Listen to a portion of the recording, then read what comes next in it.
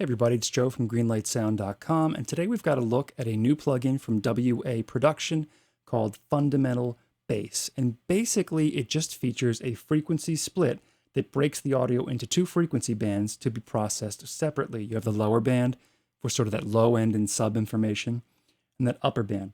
It allows you to compress both bands for control while adding grit and drive to that top band to help your bass parts cut through the mix and translate even on bass-starved playback systems. One of the tricks of mixing bass is to add a little bit of grit to the upper mid-range to allow it to cut through and sort of sense the bass even on really tiny speakers that don't produce bass frequencies all that well. And this helps you do that in a couple of easy steps. We will go through the controls really quickly and then we'll hear it in action. If you click on the actual name of the plugin, that's like a bypass in the plugin interface itself. The frequency splitter is the slider right in the middle here. 200 hertz is a good starting point, so we're going to leave it about there, but you could slide it anywhere you wanted to break those two different frequency bands up. You've got a low pass and a high pass filter, which are utilized by dragging little brackets on either side here. There is an on-off switch per band. You can turn off the processing for each band. A mono stereo slider for each band. If you really wanted to make that low end more mono, which is typical, that's a useful tool to have right there. The balance knob right here is a compressor, and the outer ring represents gain reduction. We'll see that in use in a few minutes. The flatten is a more aggressive compressor on the low band here. And we've got a mix knob for the low band itself, and a slider for volume of the low band.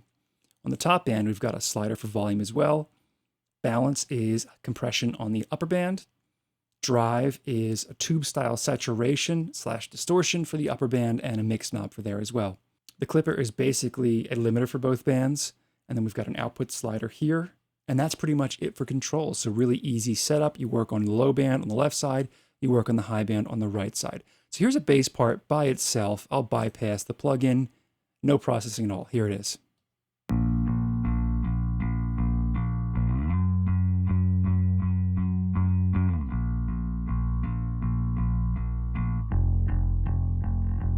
So it's a pretty solid sounding bass part, and I wanted to pick an actual electric bass part here rather than a synth bass part because plugins like this are sometimes more used on synth bass parts, and I want to see if this can work on the material that I usually work with, which is actual recorded bass parts. So I'm going to engage the plugin now. What I'm going to try to do is compress the bottom end to get it really tight in the bottom end. Then I'm going to add some grit to that upper end to see if we can get it to cut through a little bit better. Let's try it.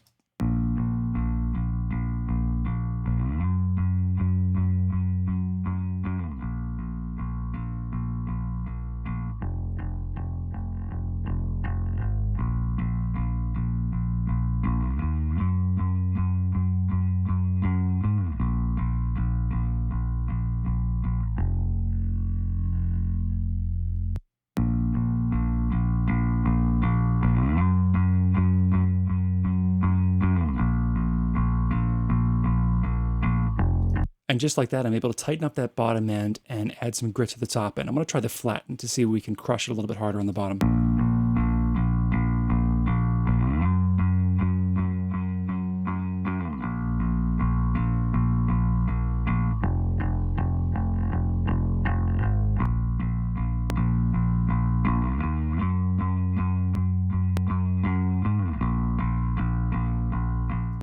So in the context of the rest of the instruments in this mix, I'll bypass the plugin. Here's what it would sound like without this processing.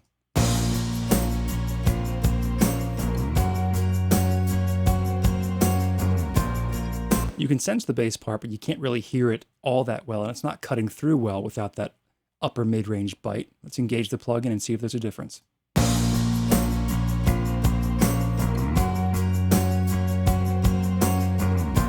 And then I'll bypass on and off as it plays.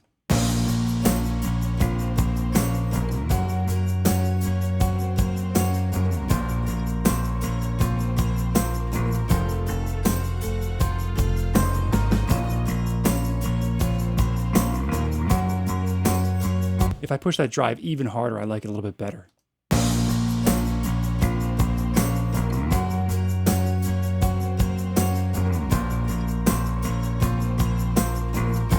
Just a nice, easy way to get that bass to cut through the mix. So there we have it, Fundamental Bass from WA Production. One benefit of this plugin, at least right now, is it is extremely inexpensive. So with just a few knobs and some easy controls, you can take a bass part from kind of boring and not fitting in the mix all that well to one that cuts through the mix nicely with a controlled low end. So recommend this one for sure.